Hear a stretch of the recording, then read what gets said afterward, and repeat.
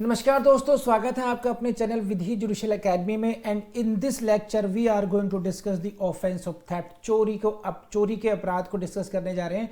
And this offence has been given under section 303 BNS and IPC under section 378। Everything is same whether you read it under BNS or you read it under IPC, everything is same. Concept of theft is same. There is no change at all in this section, in this concept of theft. चोरी के अपराध की परिभाषा में उसके जितनी भी details हैं उसमें कहीं भी कोई चेंज नहीं है। इससे पहले मैं BNS का एक आपको लेक्चर दे चुका हूं 303 पर थेफ्ट के रूप में। ये लेक्चर मैंने कब रिकॉर्ड किया था? जब मैं ऑफलाइन की क्लास ले रहा था और उस समय उस क्लास को रिकॉर्ड किया गया, उसको एडिट किया गया और उसको इररेलेवेंट मटेरियल निकाल करके आपको एक पॉलिश क्लास दी गई है आपको। तो ये क्लास बहुत डिटेल्ड में है, इसमें वो सब कुछ कराया गया है जो जुडिशरी की एग्ज़ाम के लिए ज़रूरत है जिसकी। तो please don't ignore this lecture, complete this lecture, do watch the each and every minute of this lecture. And इसमें करना क्या आपको, मैं फिर कहूँगा, इसको आपने ऐसे नहीं लेना है कि आपने बस कोई एंटरटेनमेंट के पर्पज से देख रहे हैं। इसको आप take it as a proper class. एक क्लास होती है, क्लास में हम कॉपी पेन लेके बैठते हैं, नोट्स लेते हैं और हाईलाइट करते हैं, अंडर जहाँ जहाँ जो इंस्ट्रक्शंस आती रहती हैं उनको नोट डाउन करते हैं। तो वैसे ही आपको करना है। तो with these suggestions let's start the class now. हाँ, देखिए, समझने की बात यह है IPC में कि nature of the subject is very important. In case of IPC, you will find that this is very technical. If we are studying this segment, that is what? Offenses against property. Every section is connected with other section. Okay? And you never know when theft amounts to robbery and when it amounts to dacoity and when it ceases to be, when theft amounts to robbery, when extortion amounts to robbery, whether it is the criminal breach of trust or the criminal misappropriation. बहुत technicality involve है इसमें और बहुत ज़्यादा बारीकियाँ हैं और कहीं ना कहीं मिक्स हो जाता है कई बार जा करके और आपको प्रॉब्लम दी जाती है कि whether it is the case of theft और it is the case of criminal breach of trust और it is the case of extortion, whatever it may be, और it is robbery. So to identify that, to solve those problems, what I advise you, you must revise at least 10 times more than other subjects to this subject. अगर आपको constitution को एक बार revise करना है, 5 बार revise करना है, तो I tell you कि you must revise at least 10 times, because एक एक फ्रेज पे आपको जान देने की जरूरत है इसमें, अदरवाइज IPC की पकड़ में नहीं आएगी। एंड पूरी की पूरी book IPC that is very important for your prelims, mains and interview. This book is very important and for the practical point of view it is of huge importance. Entire criminal practice is dependent upon the knowledge of the IPC. What offense has been committed so far, you will have to identify. Even at the stage of framing of charge, you have to charge whether it is theft or it is robbery or it is something else. So knowledge of IPC is very important. And within the IPC, offenses against property are the most prominent offenses committed by this, because such kind of offenses, theft, extortion, robbery, these are committed by the lower status of the society, and that is, so therefore number of cases, maximum number of cases you will see theft, robbery like this. So please understand this chapter very carefully. ठीक है सब? चलिए, now let's start with the section 378. It defines what? Theft. And please color your barrack like this, because each and every phrase is very important in this case. What it says: whoever intending to take dishonestly any movable property out of the possession of any person without that person's consent moves that property in order to such taking is said to commit theft. These are 5 ingredients. क्या कहते हैं इसको? हिंदी में बोलते हैं अवयव, English में बोलते हैं ingredients. There are 5 ingredients. Only when these 5 ingredients are present, you can say the offense is of theft. If any of them is missing, 4 are present but any one of them is missing, you cannot say that this is offense of theft. So to identify, to understand and to learn this, it is a different procedure. आपको बहुत differently पढ़ना पड़ेगा और ढंग से याद करना पड़ेगा एक एक बात को इसको। तो पहली बात पे चलते हैं, whoever intending to take dishonestly, पहली बात ही क्या है important, what is intending to take dishonestly. Now this is very important. Intention must be dishonest, intending to take dishonest. Now for that purpose, what is the purpose, what do you mean by the dishonest? You cannot define dishonesty generally actually.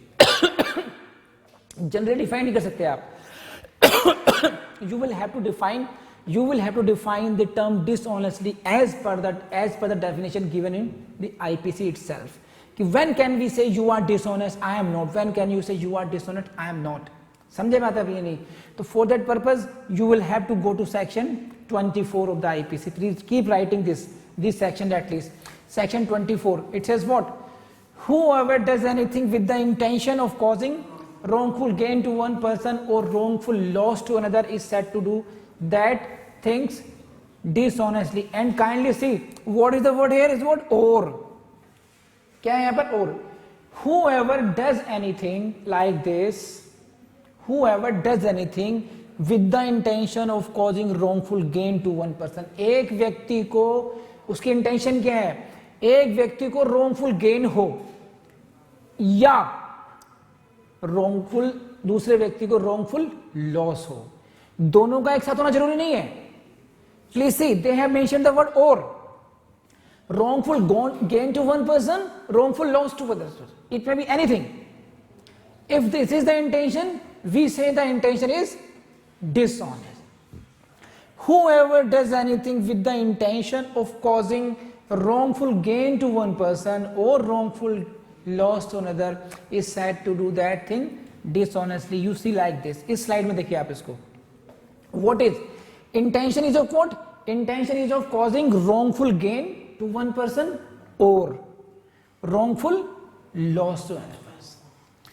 या तो ये हो या फिर ये हो. If it exists, then we say the thing is done with the dishonest intention. हम लोग इसको ऐसे नहीं कह सकते. समझे बात अब? Now again, what do you mean by the wrongful gain and what do you mean by the wrongful loss? For that purpose, again you will have to go to section 23.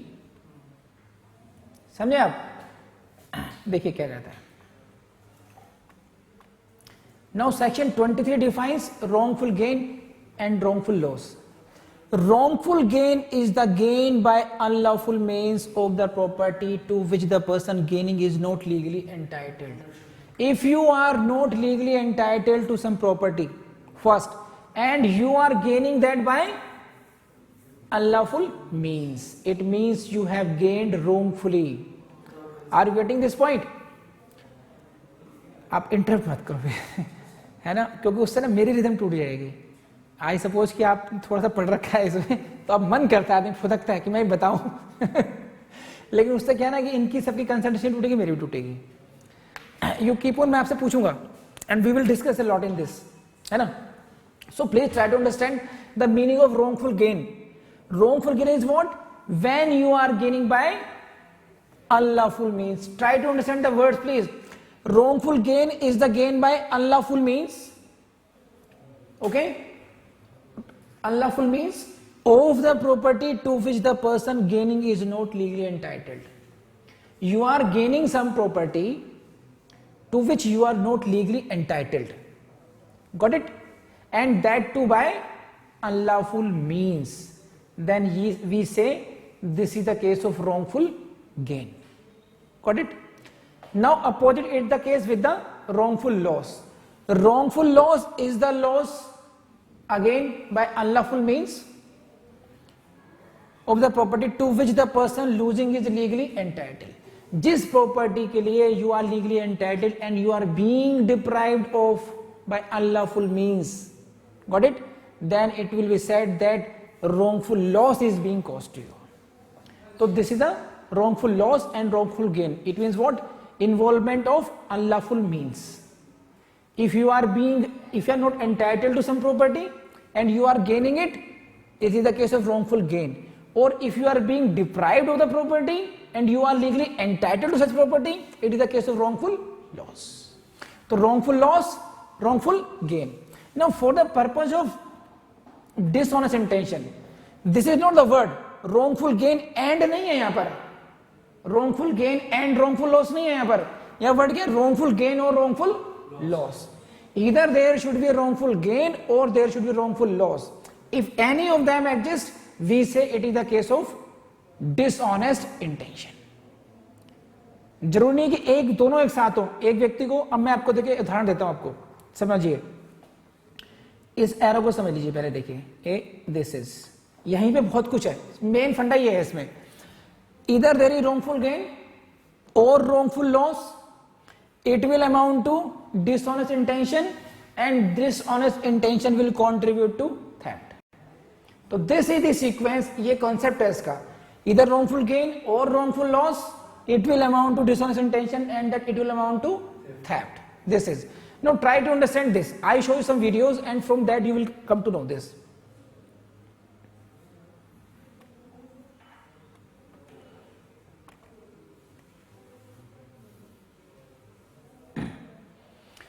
See this video. This is the case of wrongful gain.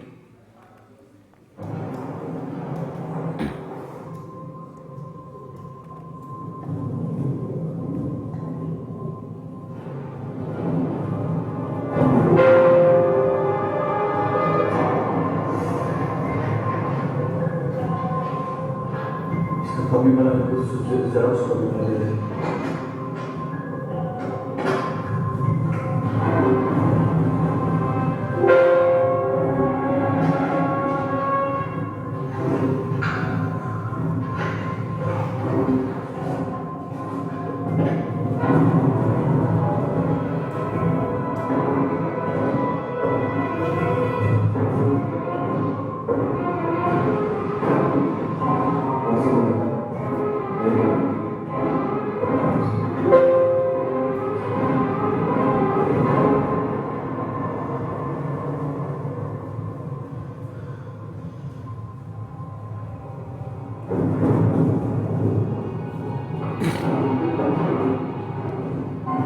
So this is the scene of film Three Idiots when they copied the question paper.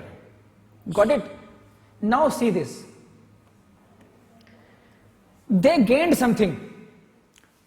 Something what? In this case, those question papers, copy of question papers, to which they were not legally entitled. Are you getting this point? To which they were not legally entitled, they gained it by unlawful means. Therefore, though we will say it's the case of wrongful gain. But no, papers are there. Those question papers are intact in that envelope itself. Got it or not? So although they have their property with them, but these people gained wrongfully. So even in that case, it will be said the intention is what? Dishonest. समझ में आई बात है आपको? नहीं, there में भी the cases when there is only the case of wrongful gain and not wrongful loss. ठीक है? सो एक और देखते हैं, कुछ मिलता है तो आपके लिए.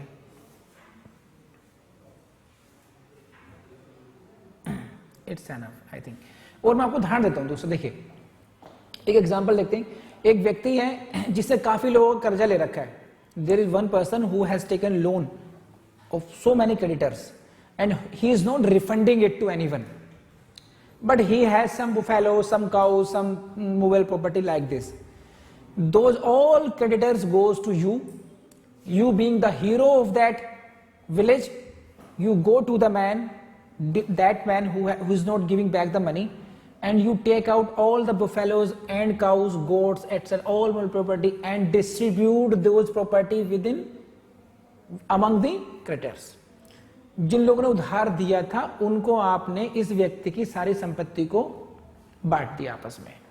और यह भी ध्यान रखा कि अगर 5 लाख तक का लोन था तो केवल उसकी 5 लाख तक की संपत्ति को ही आपने डिस्ट्रीब्यूट किया. आपने अपने लिए एक सुई भी नहीं रखी.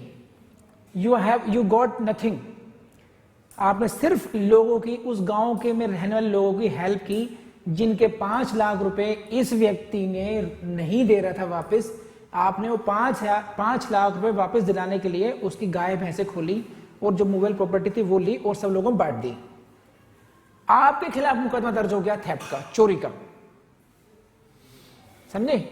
तो क्वेश्चन इज दिस कि आपने कहा मेरी तो कोई इंटेंशन ही नहीं थी, I was not dishonest because I gain nothing, but this is the case of wrongful loss. Even though you did not gain anything, पहले ये आपने सुन ही ली वहां से, but you caused wrongful loss to that party, that person, because he was entitled to his property and you deprived him of that property through unlawful means. Therefore, it is the case of wrongful loss. And when it is, then the intention is dishonest. So, first requirement of this 378 met when there is the intention is dishonest, wrongful gain or wrongful loss. If any one of them is wrongful gain हो या wrongful loss हो, तो हम कहेंगे कि intention is dishonest and it will contribute to theft. ये बात समझ में आ गई? जिसको समझ में नहीं आई मुझे बताइए यहां तक बस अभी. This is the important point इसमें. अब आगे बढ़ते हैं इसमें. Second point है आपका any movable property. Property should be movable for the purpose of to constitute the offense of theft. It is very general thing. Now यहां पे कुछ बातें नोट करनी पड़ेंगी आपको. It is not necessary that the thing stolen must have some appreciable value. पहली बात बस, what is requirement? Property should be movable. And in that case also electricity is not movable property. उसके लिए एक अलग से एक्ट बनाया गया, इलेक्ट्रिसिटी एक्ट, उसमें theft of the electricity is considered differently. Therefore, electricity is not considered as movable property. यहां से क्वेश्चंस आएंगे, प्लीज लिख लीजिए कहीं ना कहीं आप उसमें, आपकी प्रीलिम्स में पूछा जाता है ऐसे. And cooking gas passing through the pipeline has been held to be movable property. Cooking gas को मूवेबल प्रॉपर्टी माना गया है इसमें. तो ये कुछ पॉइंटर्स हैं जो आप लिख लेंगे कहीं ना कहीं प्रीलिम्स में, यहां पर वहां पर कहीं से पूछे गए हैं. तो आई थॉट इट बेटर कि आपको यहां पर इसको. नाउ एक क्वेश्चन हो रहा था आपके कि what about the human body. Human body whether living और dead is not a movable property. As a general लिख लीजिए भाई. ह्यूमन बॉडी वेदर लिविंग और dead is not movable property except कब, सिवाय उसके, एक्सेप्ट बॉडीज और पोर्शंस देयरऑफ और ममीज प्रिजर्व्ड इन म्यूजियम्स और साइंटिफिक इंस्टीट्यूशंस. अगर साइंटिफिक इंस्टीट्यूशंस में ही डेड बॉडी को उठा के रखा हुआ है, ममीज संभाल के रखा हुआ है, तो that body may be considered as the property of that museum और institution. Otherwise in general human body is not movable property. कर लेंगे आप. तो this is first was the requirement, intention must be dishonest. Second was the property must be movable. Now come to third requirement is, it is what, out of the possession of any person. And mind it please, this is the phrase is what, see this side, out of the possession of and not from the owner. Owner से नहीं ली गई, possessor से ली जा रही है property. It is being taken out of the possession, not from the owner. The phrase used in section 378 is what, out of the possession. कब्जे से लिया ना, कब्जे से समझ सकते हैं कब्जा. possession जरूरी है मैं मालिक हूं लेकिन मेरी प्रॉपर्टी आपके पास हो सकती है, आपके कब्जे हो सकती है. मैंने फोन आपको दिया, you are using my phone and that may be stolen from your possession as well. तो it is not the requirement कि हमेशा मालिक के कब्जे से उसको हटाया जाए. तो this is again word, out of the possession. और यहीं पर आपको समझना पड़ेगा, देखिए ये समझना पड़ेगा आपको. This is the owner, this shows owner and this some property has been stolen from his position by thief number 1. T1 is the thief number 1. Now the property is in the possession of thief number 1. Now thief number 2 comes and he steals that thing from the possession of thief number 1. तो question ये है कि weather जो thief number 2 है, he has taken out the property from the possession of thief number 1 who has no legal possession over this. But even in that case thief 2 also will be punished for the theft. तो it is not the requirement कि possession legal होना चाहिए, illegal हो जाना चाहिए. It hardly matters for the purpose of theft. What is required? What is required? The property must be taken out. Intention must be taken out to move the property from the possession of someone. Possession पे ध्यान है. Possession focus कहां पर है? Possession पर जाता है. समझे आप? समझ गए आप इस कॉन्सेप्ट को? आगे बढ़ सकता हूं मैं अब? Next, without that persons consent, बिना उसकी सहमति के. कर लेंगे अब आप. अब इसमें आगे बढ़िए. देखिए इसके लिए आपको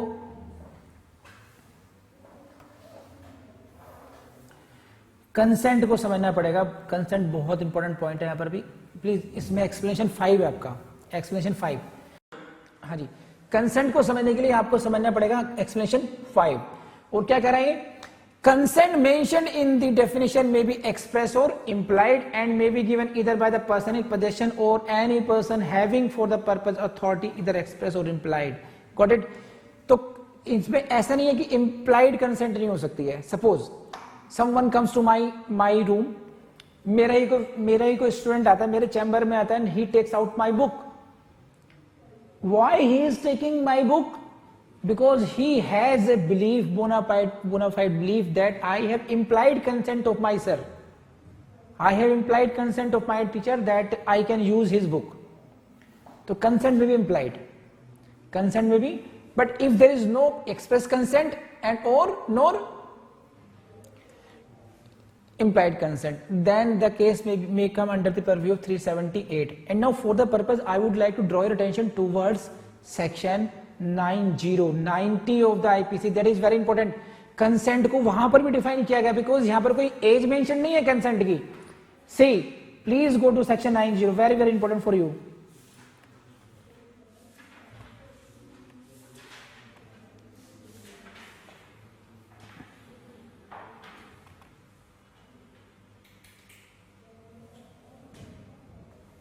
हम्म 90.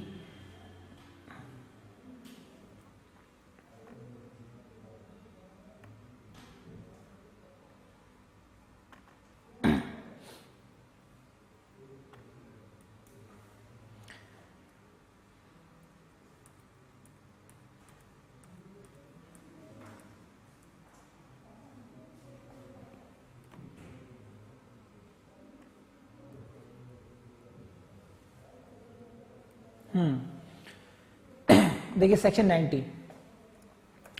Section 90 deals with the concept of consent with as per the IPC's consent. What it says, a consent is not such consent as it intended by any section of this code. Therefore, meaning what?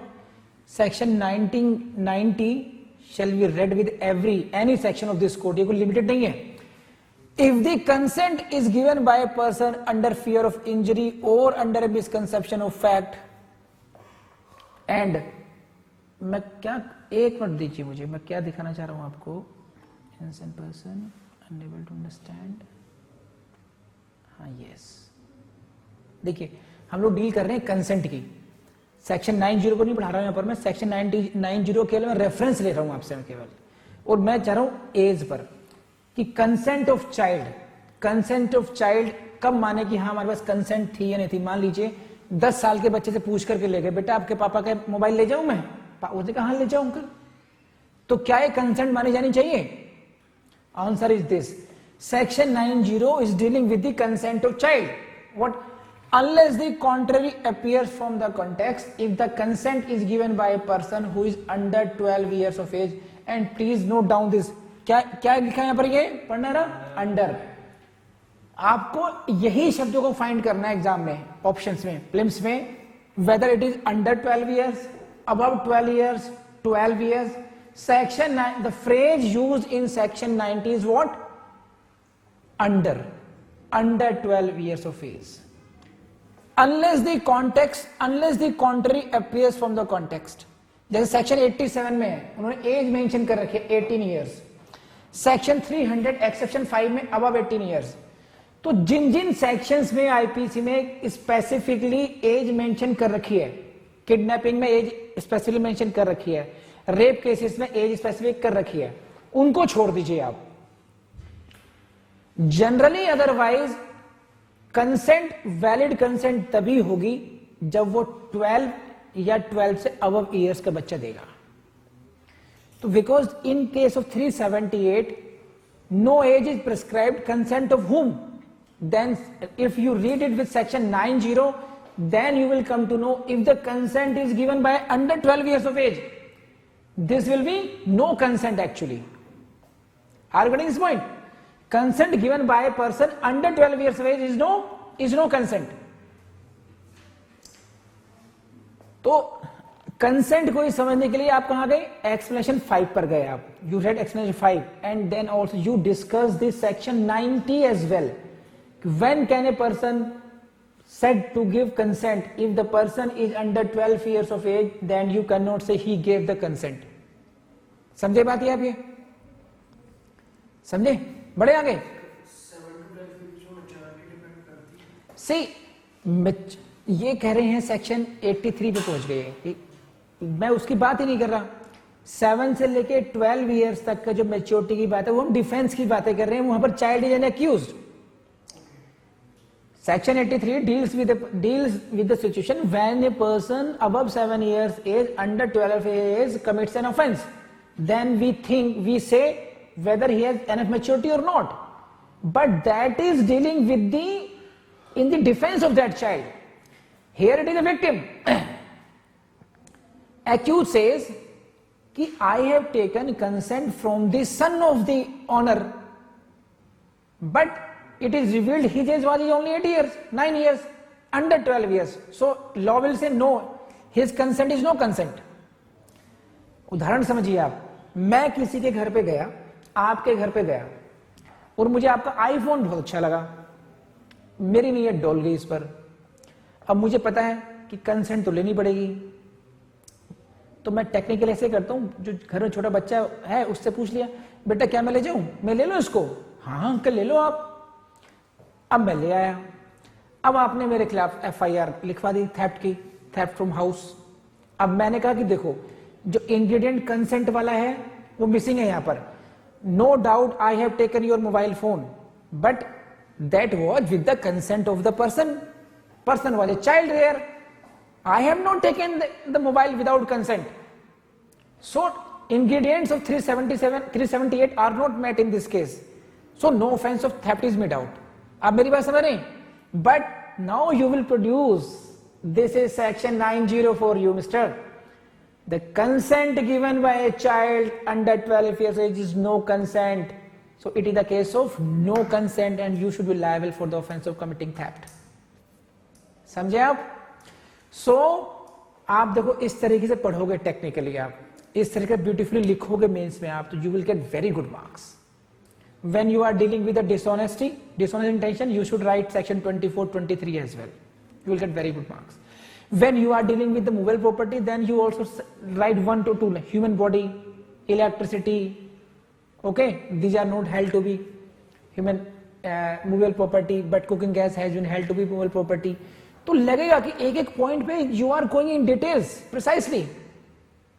आपने simple consent की बात नहीं कर रहे, you are reading it with the explanation 5. If it says consent may be expressed or consent may be implied, and you are again giving the reference of section 90, the consent of a child under 12 years is no consent at all, then the examiner will be very impressed with you. देखिए mains को qualify करने के लिए क्या करना होता है हम लोगों ने, सिर्फ मेरे क्वेश्चन के आंसर में अगर 10 क्वेश्चन का 10 मार्क्स का क्वेश्चन है, अगर वो आपको 5 नंबर देने वाला होगा एज ए मीडियोकर, मुझे 7 मिल जाए। हर क्वेश्चन में मैं केवल 1 या 2 नंबर आपसे फालतू ले रहा हूं, लेकिन उस क्वेश्चन पेपर में जाकर के मैंने 10 मार्क्स का डिफरेंस भी क्रिएट कर दिया। 10 क्वेश्चन है और मैंने कुछ नहीं किया, केवल 1 नंबर ज्यादा लेता रहूं मैं, तो कितने मार्क्स हो गए? 10 मार्क्स।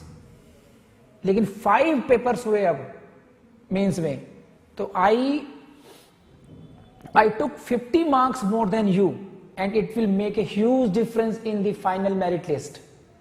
लेकिन कितना अंतर किया मैंने? केवल अगर एक क्वेश्चन में देखूं तो केवल 1 नंबर का, 1 मार्क का, ओनली 1 मार्क। तो that is the difference actually. यही होता है पढ़ने का तरीका, और कि हम लोग एग्जामिनेशन के पॉइंट ऑफ व्यू से कैसे पढ़ते हैं। बहुत कुछ नहीं करना हम लोगों ने, छोटी छोटी बातों से ही आप सफल हो सकते हैं, बस उसको स्मार्टली करने का तरीका आना चाहिए।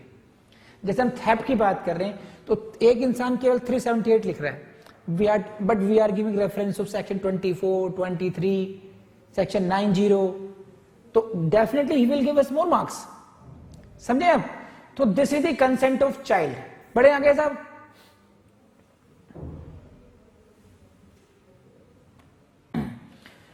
and again this is very important, please note down the moves that property in order to such taking. See, I have colored this moves that property. It is not takes away, he simply moves that property in order to such taking. कैसे taking? with the dishonest intention. देखो इसका मतलब क्या है, इसका difference समझिए आप लोग। moves that property और takes में, टेक्स का मतलब है ले जाना एंड मूव्स का मतलब है सिंपली मूविंग। मैं आपको इस पे आपसे पता क्वेश्चन क्या पूछा जाएगा? क्वेश्चन आपसे ये पूछा जाएगा when the offence of theft is complete, किस समय चोरी का अपराध पूरा हो चुका है। When the offence of theft is complete at what point of time, समय के कौन से बिंदु पर वो चोरी का अपराध संपूर्ण हो चुका है। पॉइंट ऑफ टाइम पूछा जाएगा आपसे, and for that purpose you will have to see this, focus on this, moves that property, it is not takes, there is great difference in this. Now I show you video, see this.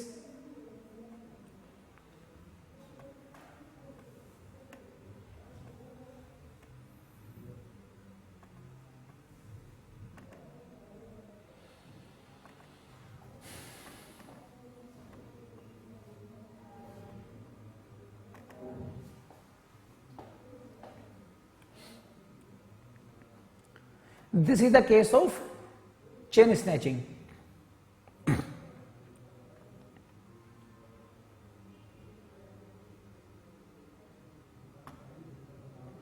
So these are the accused persons. The moment they move the property, the offense is complete. It is not necessary for the completion of the offense of theft that they should be able to take it to a considerable distance, only then we can say they have stolen the property. ये जरूरी नहीं है कि वो एक काफी दूर तक उसको लेके जा चुके हों। जैसे ही आपने उस बेईमानी की नियत से, डिसऑनेस्ट इंटेंशन के साथ किसी मूवेबल प्रॉपर्टी को किसी कब्जे से लेने के लिए मूव किया, सरकाया, समझे आप, वैसे ही आपका जो ऑफेंस है चोरी का पूरा हो जाता है। समझे? दूसरा वीडियो देख लेते हैं, देखिए।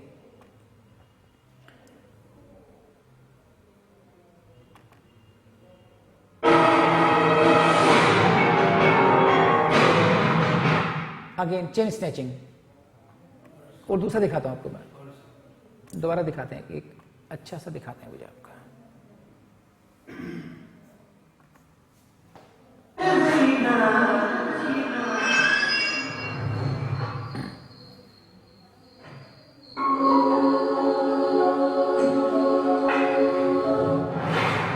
बस ही हैड जस्ट मूव्ड, इतना भी ज्यादा दूर कर दिया इसने। मैं थोड़ा सा और करीब करता हूं उसको, देखो। नाउ जो थीफ है उसके हाथ यहां पर है। Now it is the case of attempt. अभी right, even at this stage he is just attempting. If he is caught right now, attempt to thief, commit theft. Now please see this, the moment he moved the property, and even if he is caught here, it is not the case of attempt now, he has committed the offense of theft. Offense of theft is complete the moment he moves this bag. So this is the beauty of this section, this is the beauty of this language of 378. So you will have to see whether the property was moved or not. समझे आप? बोलो, समझ में आया नहीं आया?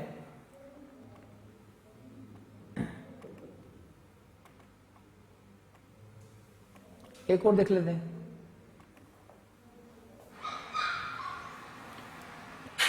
Tommy बेटा, बाहर मत जाया करो, मोहल्ले में बहुत खराब लोग आ गए हैं।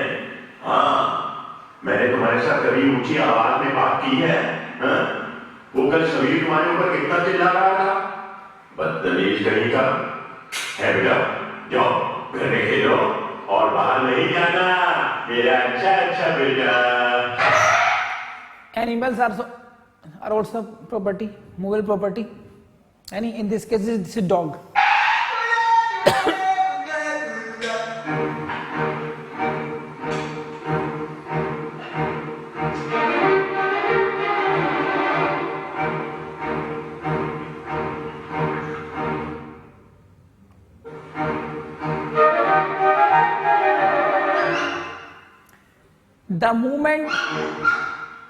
The moment he moved the property, offense of theft is complete. Why we are becoming so specific? Because there is a very thin line in this case between the attempt to commit theft and commission of theft, because punishment will be different for attempt to this, and this is then at the point, if you are a good defense lawyer, you will try to convince the court, no, it is the case only of attempt. But if you are a good prosecutor, you will say no. So if you are a good prosecutor, you will say no. The moment he moved the property, the offense of theft becomes complete.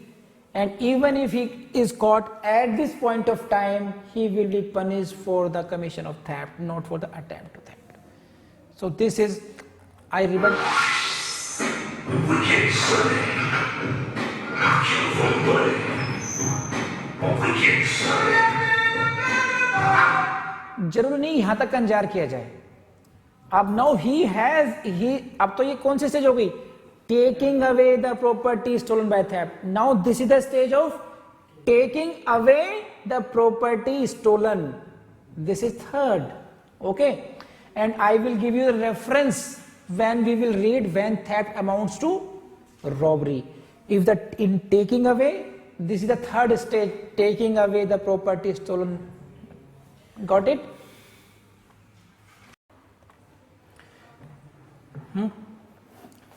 So yesterday we have read we have understood all the 5 ingredients of the theft, offense of theft, है कि नहीं है? जो 378 में जो 5 हम लोगों ने इंग्रेडिएंट्स थे वो सारे पढ़ लिए ढंग से. हम लोगों ने पढ़ लिया कि we have read that what do we mean by the dishonest intention, wrongful gain, wrongful loss, ये हम लोग सब समझ चुके हैं, है ना? क्यों? ये सब पढ़ चुके हैं आगे हम लोग. अब हमने केवल क्या करना है, एक्सप्लेनेशन फर्स्ट पे जाना है. तो please go to the explanation 1. What it says, a thing so long as is attached to the earth not being movable is not the subject of theft. See what we have read in the definition of theft, the property must be movable, property must be movable. And to explain that only, what if some property is attached and later on it becomes severed, so then what can be the what would be the position in that case, उस स्थिति में. तो these are just to explain those positions.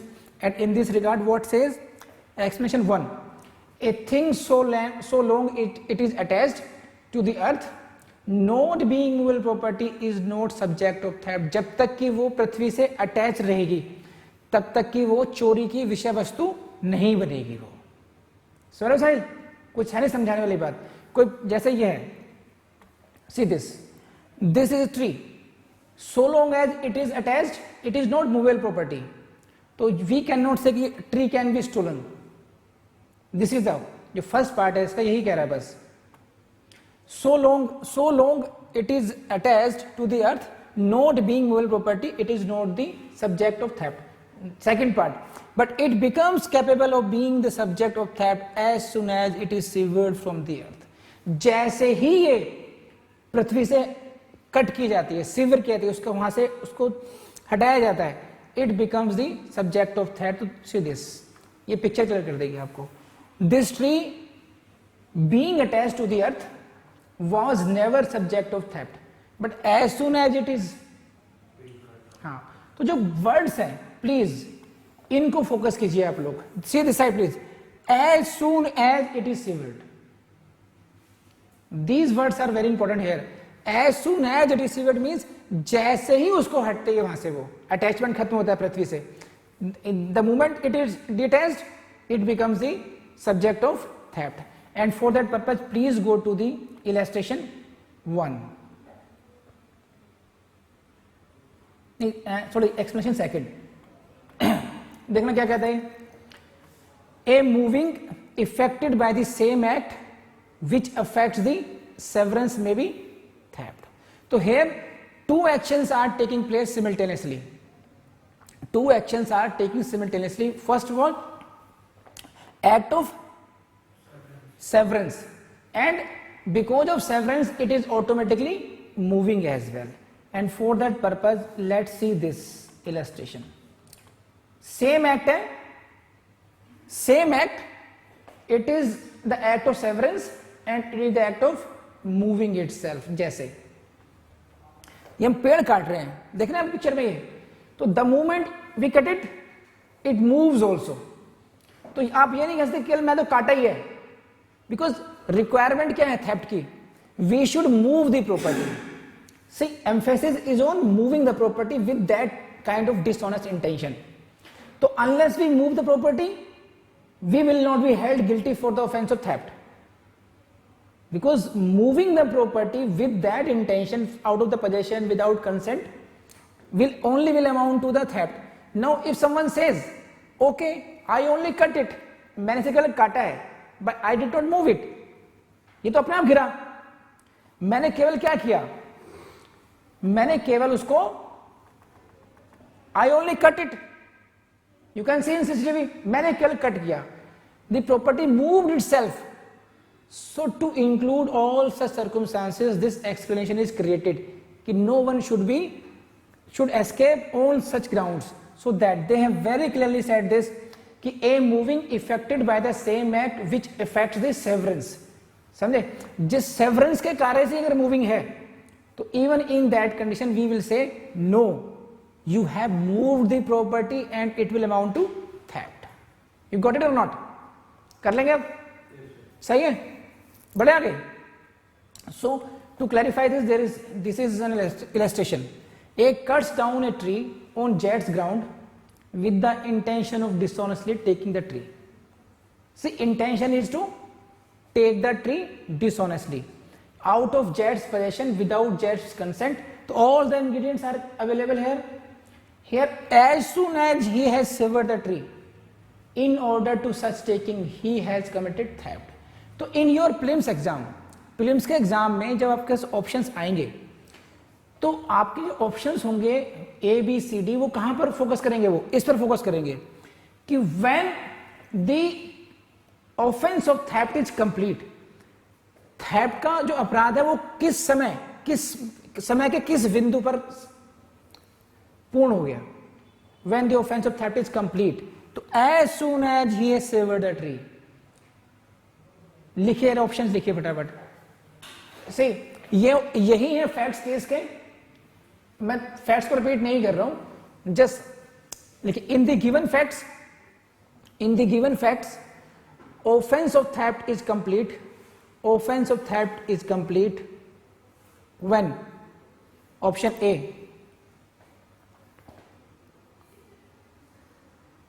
when A has taken the tree to a considerable distance, option A।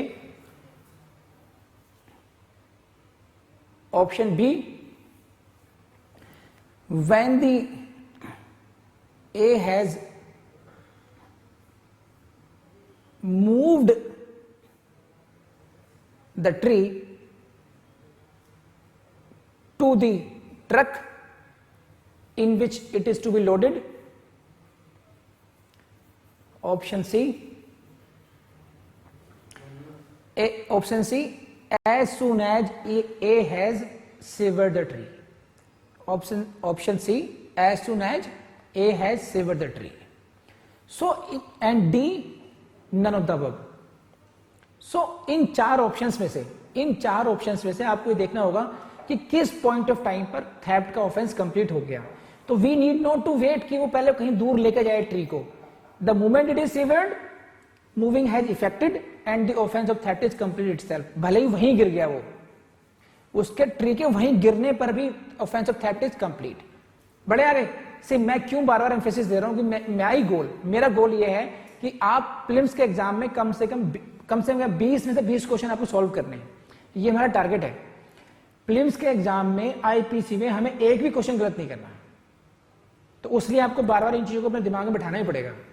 एक भी question कम से कम theft का, offences against property से you will see at least 30% questions in your prelims exam in IPC. अगर IPC में 20 questions आते हैं तो लगभग 6 to 7 questions you will see the from the offences against property itself. ठीक है, बढ़िया। चलिए फिर explanation third. A person is said to cause a thing to move. A person is said to cause a thing to move by removing an obstacle which prevented it from moving, or by separating it from any other thing, as well as by actually moving. So see, हमारा क्या, इधर देखिए emphasis क्या है, जो 378 की requirement है। One of the requirement of section 370 is what? That property should be moved. So drafter of this code, they have taken all the care कि किसी भी तरीके से कोई भी शाना चोर हो वो कवर होना ही चाहिए। आपने कहा कि मूव करना जरूरी है, तो अब कुछ कहेगी, जैसे फॉर एग्जांपल देखो उन्होंने क्या कहा कि एक प्रॉपर्टी जैसे ये है, ये समझो आप, ये जो नाव है ना, बोट है, this is tied by this by rope. तो अगर मैं कहूं कि I just अनलूज the rope, and ये तो फिर ऑटोमेटिकली बढ़ी आगे को, नाव को मैंने मूव नहीं किया था, मैंने तो केवल रस्सी खोली थी, और रस्सी खोलना तो कोई अपराध नहीं है, समझ रहे हैं आप। बट एक्चुअली में I effected moving by removing the obstacle, या by I this is this by separating it from any other thing as well. या ये हो सकता है, सी दिस पिक्चर, कई बार आपने देखा होगा कि हम लोग गाड़ी पार्क करनी है, गियर भी लगाते हैं, लेकिन फिर भी सेफर साइड हम लोग कोई ना कोई ईंट या कोई पत्थर से उसको रोकते हैं, उसको एक ऑब्स्टेकल पुट करते हैं वहां पर हमेशा। If someone comes and he removes that obstacle and your vehicle start moving now, so he should not be able to say I didn't move your vehicle, I just removed the obstacle. No, because by removing that obstacle you have moved my vehicle, and the moment my vehicle moved, your offense of committing theft is complete. Are you getting this point? So इन्होंने इसको क्या किया है, moving कैसे हो सकती है, by removing N obstacle भी हो सकती है, removing of the obstacle, it will amount to moving and it will amount to theft. ये सीक्वेंस समझ लेंगे आप लोग, removing of the obstacle, then moving and then theft. ठीक है ना, पूछिए सर। लेकिन इसमें अगर मैं सिर्फ एक ऑब्स्टिकल मूव करता हूँ, क्या उसमें सारे इंग्रेडिएंट्स पूरे हो रहे हैं? सही है। देखिए इनका क्वेश्चन ये है कि मैंने केवल मूव की तो कैसे थेफ्ट हो जाएगी। हम क्योंकि अभी फोकस कर रहे हैं मूविंग पर, ये offence of theft will be complete only when all the 5 ingredients are complete. Number 1, that moving should be with the dishonest intention to take the property, it must be movable property, it must be taken out of the position, it must be taken without the consent, only then. Right now because these explanations are focusing only moving, कि moving कब होगी, moving कब कब मानी जाएगी, उससे focus कर रहे हैं हम लोग। थेफ्ट चोरी की परिभाषा में जब तक आपका दंड नहीं आएगा, ऑफेंस नहीं आएगा, जब तक कि वो पूरे पांचों के पांचों इंग्रेडिएंट्स पूरे नहीं हो जाएंगे उसमें, समझे आप। चलिए next, explanation 4। Explanation 4. A person who by any means causes an animal to move is said to move that animal, and to move everything which in consequence of the motion so caused is moved by that animal. Now please go to this explanation C. आपको illustration C, इससे समझ में आएगा आपको। A meets a bullock carrying a box of treasure. सही है, क्या है यहाँ पर, खजाना है इसके उस पे। Got it? He drives the bullock in a certain direction. उस बुलक को उसको ने ड्राइव कर दिया। तो अब ये क्या है कि जो जो है उसमें, हालांकि he move this animal only, but इसके मूवमेंट के साथ साथ whatever is attach that also moved. आप ये नहीं कह सकते कि मैंने तो केवल घोड़े को दौड़ाया था, मैंने तो ट्रेजर को, खजाने को छुआ तक नहीं। No, it will be said you committed the theft of everything which moved with the animal because of this explanation 4। I read it again. A person who by any means causes any animal to move is said to move that animal and to move everything। आपने किसको move किया? Animal को। लेकिन यह कहा जाएगा कि आपने एनिमल को ही मूव किया और उसके साथ साथ उस सब चीज को मूव किया जिसको, जो कि जिस मूवमेंट में आया। ठीक है, बहुत ज्यादा डीप में समझाने की जरूरत तो नहीं है इसमें अभी। रेज हैंड प्लीज, अगर समझ गए हो तो उसको आप, जिसको समझ में नहीं आया प्लीज रेज हैंड। नहीं आया समझ में आपको? सिंपल सी बात यह है कि ये इससे समझ लीजिए, अंग्रेजी में बच जाइए आप, इतना समझ लीजिए। अगर आपने इस घोड़े को दौड़ाया और आप पर आरोप लगा कि ये जो खजाना रखा हुआ है, आपने खजाने की चोरी की, आपने ये कहा कि मैंने केवल एनिमल को मूव किया था, इसको मूव नहीं किया था, लेकिन क्योंकि एनिमल के मूवमेंट की कॉन्सिक्वेंस की वजह से ये सब मूव हुआ, इसलिए ये माना जाएगा कि आपने इसको ही मूव किया और आपने इसको भी मूव किया। ठीक है, animal and everything which moved consequently because of this movement. पढ़ लीजिए, देखिए। A meets a bullock carrying a box of treasure. आप लोग थोड़ा पढ़कर भी आया कीजिए एक बार घर से। He drives a bullock in a certain direction. किसको ड्राइव किया उसने? बुलक को। In order that he may dishonestly take the treasure, as soon as the bullock begins to move he has committed theft of treasure। Movement किसको किया था? Treasure को नहीं किया था मूव, मूवमेंट किया था, लेकिन मूव क्या हुआ? ट्रेजर। तो थेफ्ट किसकी मानी जाएगी? ट्रेजर की। This is explanation 4। और देखो आप please see your bare act 378 में how many illustrations are there? Number of illustrations are there, and you should make a video clip of each and every illustration। से आपको assume करना चाहिए, अच्छा ठीक है मैं जा रहा हूं या कोई आपका दोस्त जा रहा है और उसने घोड़ा गाड़ी है, वहां पे कुछ खजाना रखा हुआ है और उसने उसको डंडी मारी, वो चल पड़ा। तो such kind of imaginative clips जब आपके बन जाएंगे आपके दिमाग में, और जब आप एग्जाम देने जाएंगे तो आपको क्लिक करेगा, हाँ यार ऐसा था। आपको इमेजिन करना पड़ेगा, रटने को नहीं कह रहा हूं। आप पढ़िए हर एक इलस्ट्रेशन को, हर उदाहरण को पढ़िए और ढंग से उसको समझिए कि वहां पे थेफ्ट क्यों हुआ, कैसे पांचों एलिमेंट आए, क्या प्रॉपर्टी मूवेबल है या नहीं है, आउट ऑफ पोजीशन जा रही है नहीं जा रही है, विदाउट कंसेंट है या नहीं है, डिसऑनेस्ट इंटेंशन है या नहीं है, मूवमेंट हुआ नहीं हुआ प्रॉपर्टी का।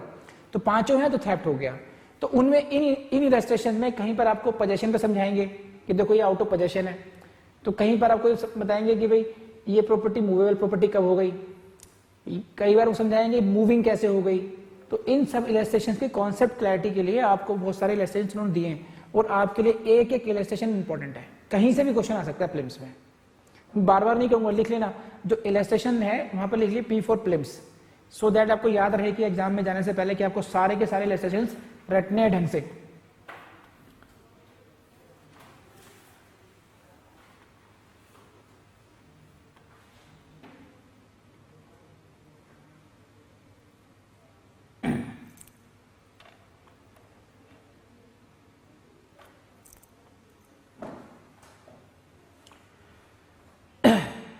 तो ये इलस्ट्रेशन आप खुद पढ़ेंगे सब। अब मैं इनको, अगर आपको समझ में नहीं आता है तो आप मुझसे पढ़ लीजिए।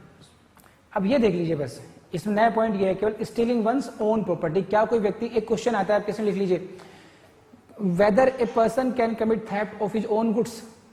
क्या कोई व्यक्ति अपनी ही वस्तु की चोरी कर सकता है? यस, कितने लोग कह रहे हैं आप में से? Raise hand. क्या कोई व्यक्ति अपनी ही प्रॉपर्टी की चोरी कर सकता है? कितने लोग कहेंगे ना? जल्दी रेज। हाँ जी, ये हाँ कितने लोग कहेंगे? क्या कोई व्यक्ति अपनी ही प्रॉपर्टी की चोरी कर सकता है? ये क्वेश्चन आपसे मेन से पूछा जाता है। आंसर इज हाँ, yes, because what is the requirement of 378? Property should be moved out of the possession. It is not the requirement that the property should be moved out of the owner. देखो देखिए, भूलिए मत इसको। whoever intending to take dishonestly any movable property out of the possession of any person without the person's consent moves that property in order to such taking is said to commit theft। यहां पर जो word use किया क्या है? possession। यहां पर ये नहीं कहा कि किसी प्रॉपर्टी के मालिक से प्रॉपर्टी लेके आई जाए। तो मालिक जो उस प्रॉपर्टी का मालिक है वो कैसे चोरी कर सकता है? देखिए आपको बताता हूं। देखिए, if A owes money to Z for repairing the watch, Z मेरी घड़ी है, मैंने जेड को दी रिपेयर करने के लिए। Now he repaired the Z retains the watch lawfully as a security for the debt, कि भैया जो इसकी मैंने इसकी सर्विस चार्ज है मेरे दे जाओ, अपनी घड़ी आकर के ले जाओ। A takes the watch out of जेड्स possession with the intention of depriving Z of property as a security of his date.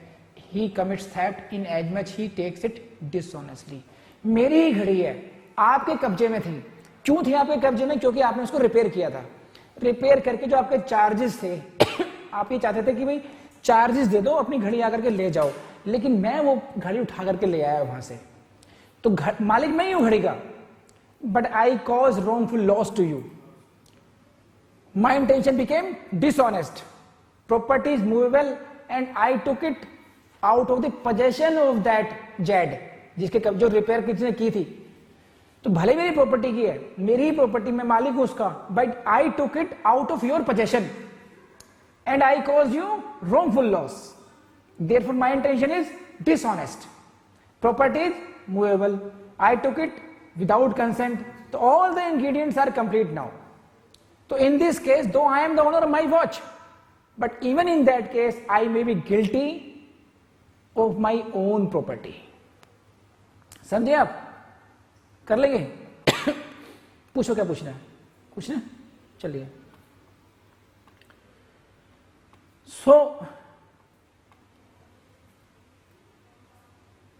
एक केस है, लिख लीजिए, case of Pyarelal.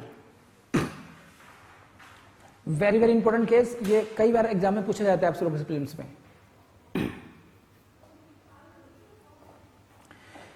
The accused working in a government office removed a file to his house, made it available to an outsider and then returned it to the office after 2 days. He was held guilty of theft. Who is the accused? Accused is the employee of the government. ठीक है, समझने की बात है।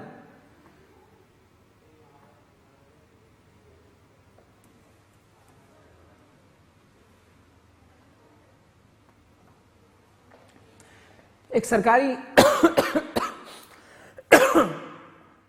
सरकारी व्यक्ति, सरकारी मुलाजिम, एक सरकारी मुलाजिम अपनी ही ऑफिस की फाइल को अपने घर पे लेके जाता है, किसी और को अवेलेबल करवाता है और उसको वापस कर देता है। तो अगर आप देखोगे इसको, तो ऑफिस की फाइल गई और वापस आ गई, क्या नुकसान हुआ? But it was held that he was guilty of theft because even for a certain moment that government office was deprived of his property bye unlawful means. Got it और not? तो this was the case of wrongful loss to the this. Got it on? Secondly, you took it to the office without authority. You gained something unlawfully to which you were not legally entitled. Are you getting this point? So in both cases this is the case of theft. तो innocently मत करना कि यार file गई और file वापस आ गई, क्या फिर थेफ्ट कहां से हो गई? तो प्यारेलाल के केस को कई बार आपके एग्जाम में पूछा जाता है। कर लेंगे आप लोग? नाम से पूछा जाता है कैसे?